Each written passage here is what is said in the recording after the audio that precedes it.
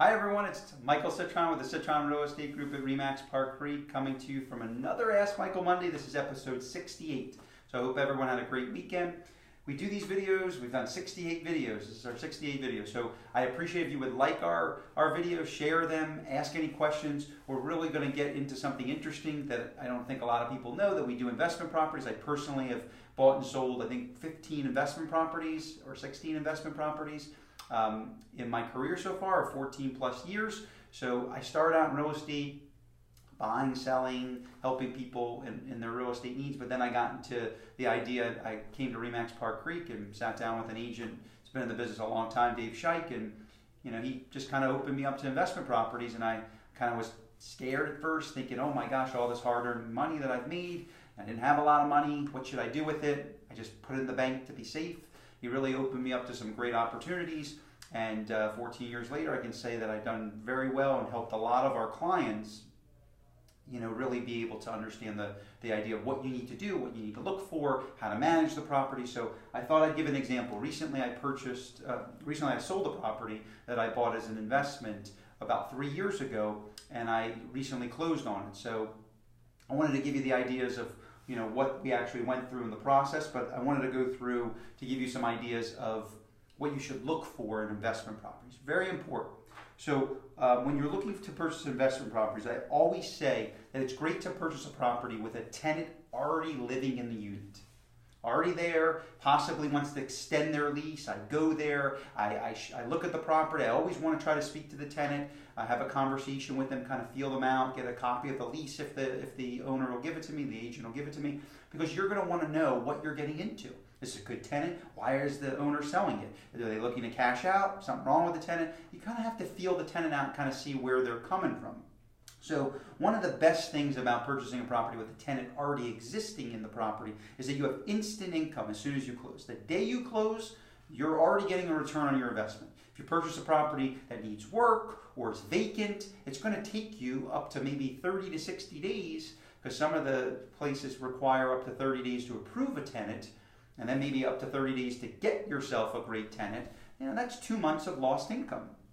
So the end of the year is when I look at my numbers. So right now I have 13 investment properties plus my personal home. So we look at the investments and we say, what is the largest the largest expense that we have? And you would think it'd be an AC that goes, or some damage to the property. It's not. The largest expense I have is vacancy, because you can always fix a property or install a new AC unit, whatever the case may be, but you're getting income every month that can obviously help support you purchasing an AC unit, water heater, whatever the case may be. So vacancies are important. That's why I like to purchase units with tenants in them, and I try to get ones that'll stay the longest possible time, because that, at the end of the year, I always see the vacancies hurt me the most. So be on the lookout for that. You should also look to get copies of the HOA condo docs. Find out more about the management company. Call them. Go visit. Spend the time. I promise you.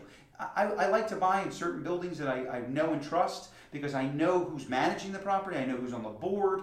I've gotten on the board on some of my communities that I own in, and I recommend that you do too. So you really hear it from the horse's mouth when you're in those meetings. Go to the meetings before you buy. Find out when the next meeting is.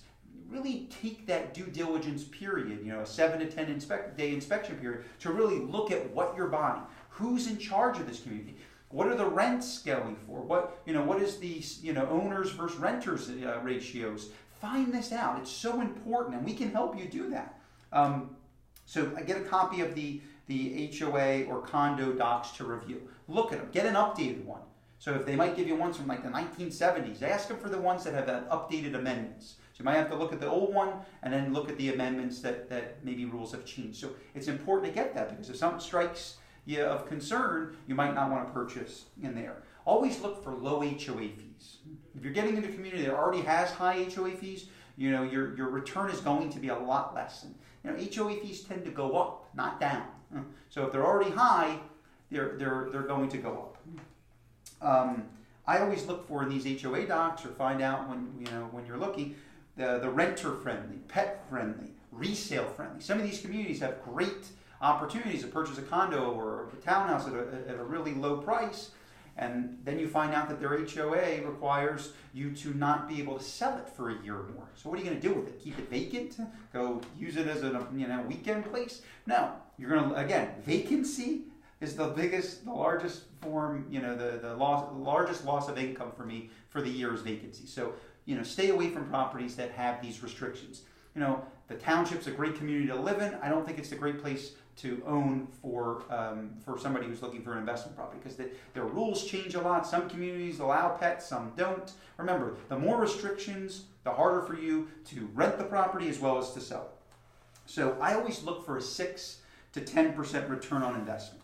That's what I look for. It's tough to get that right now, but there are some opportunities that we've been purchasing as well as helping some of our clients like yourself out there that can really help manage. Because what are you getting in the bank right now? 1 to 2% of your money? That's nothing.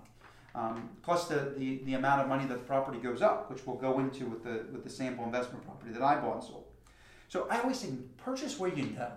I mean, everybody sends me these emails, Miami, Hialeah, Palm Beach. I don't know where these places are. I don't live there. I would always buy where you know. I like to stay within 20, 30 minutes of where I live. Broward County, maybe go into Boca. I don't want to go too far. I want to drive by my investment properties, take a look at them, see them anytime I want, not have to take a whole trip to see them. I always say plan on owning an investment property for a year or more. There's a huge tax incentives of savings on your capital gains tax by holding a property at least a year or more. If you're in the flipping business, I never was. Never got into this. Dave taught me well. Don't flip. You're not going to make as much return. It's a very risky business to flip. Right now, the properties are higher in price, so you're not going to be flipping and making a huge return anyway. So it's best to have to own and hold. You have a significant tax incentives by doing that, and I could explain you more if you want. Why should I own investment properties versus flipping? Well, you have the passive income. Me being a realtor, I'm a business owner. It's great to have that passive income coming in for the future. The capital gains tax savings of owning the property over flipping it, and most successful agents in the business own their own investment properties. You ask the most successful agents out there. I want you to, if you're a real estate agent out there, in Facebook land, go speak to your team leader, go speak to the top agent in your office. I guarantee they own investment properties.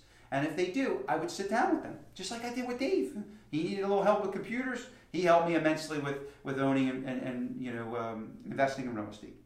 So kudos to Dave, and I would definitely reach out to those people. So here's the example.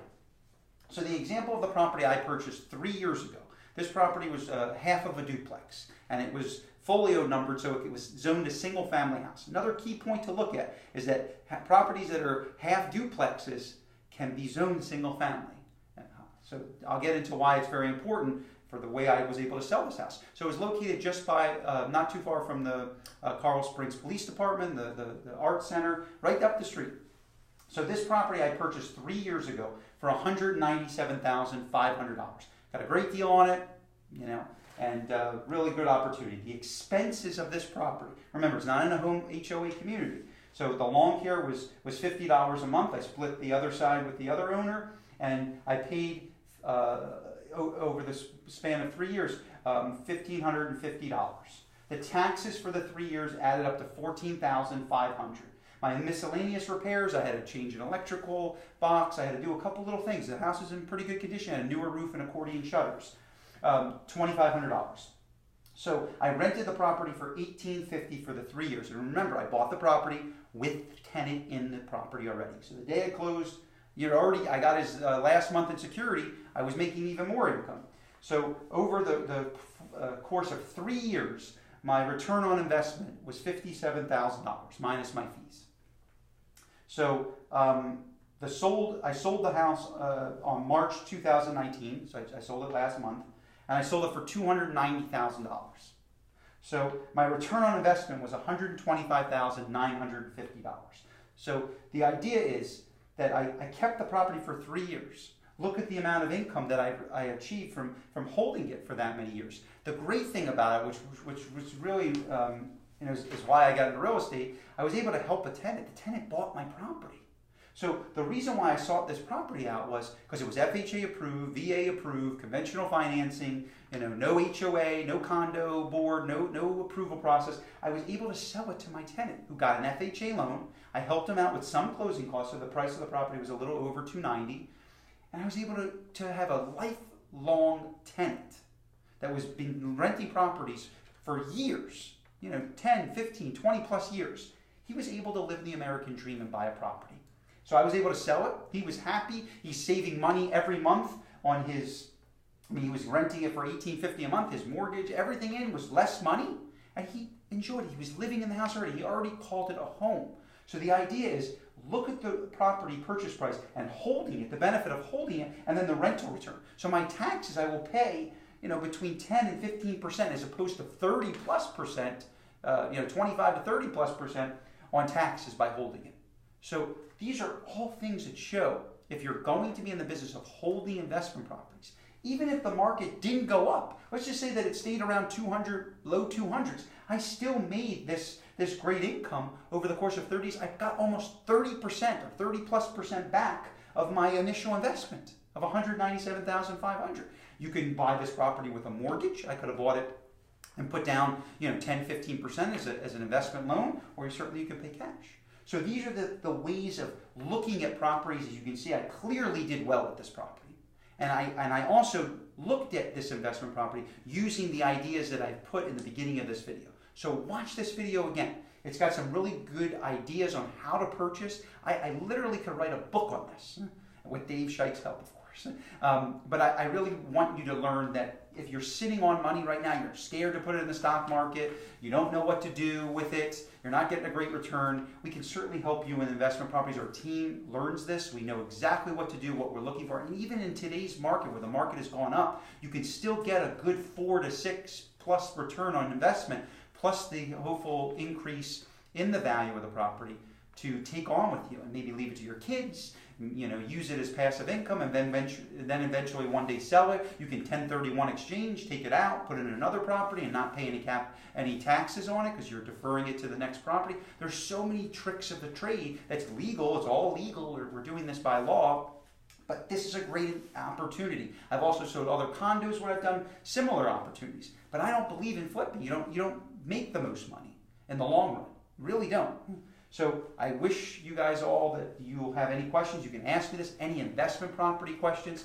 I've become an expert over the last 8 or 9 years of purchasing, and I certainly can give you this knowledge when you're thinking about looking into some investment properties locally or out of the area. These ways that we look at properties can be beneficial in any market. I just came back from Philadelphia. I was talking to some people up there. Same thing applies there on how to look for properties. So it's really similar in all areas of town and all areas of the country. So I appreciate you watching this. It's a little different thing. We're trying to give you some value here on what we can do for you. We just don't sell pretty houses in Parkland and South Florida. We also can help you with some great investment properties to really earn your business for life and help you make some great decisions for your future and your family's future. So I wish everybody well. Thank you for watching. Like, share, ask any questions, DM me, and I hope you all have a great evening with your family. Take care.